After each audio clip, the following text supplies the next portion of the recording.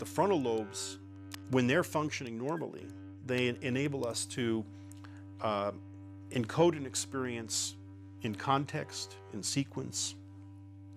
And really, this is how most people think of memory.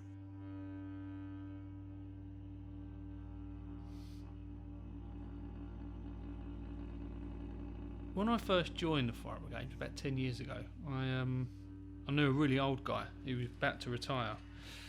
And the guy said, if you think about it for the first night, it's totally normal.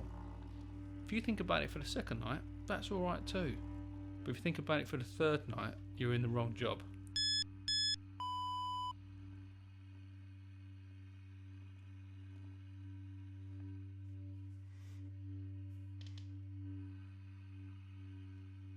I'd like to remain anonymous on the basis that a lot of people don't like the police, and I wouldn't want someone to recognise who I was.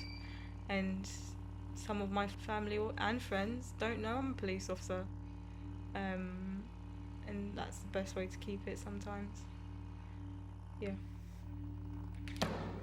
I've got this one incident which I'll quickly tell you about. In fact, I even remember the date. It was the 15th of December 2007, and we were met on the road by a young guy, and he was screaming. I mean, like screaming. I've never heard anything like it, and I don't think I ever will. But it was piercing, this screaming noise, as if I can't describe the sound. It was just to the point where it was almost deafening, and he was screaming, "My uncle, my uncle." Trauma impacts the whole society in varying degrees, in varying shades, and not all of them develop problems, psychological problems.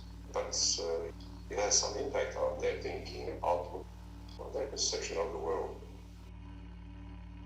The funny thing is that when I was younger, I didn't understand that I was different until I went to different parts of England or the UK. So I think, yes, I've experienced it firsthand, but I've never seen it in a traumatic way. It's always been quite humorous. Whereas my dad was chased with his girlfriend at 19 down the street, and he had to, grab her hand and run into a tube station to make sure that he wasn't beaten severely.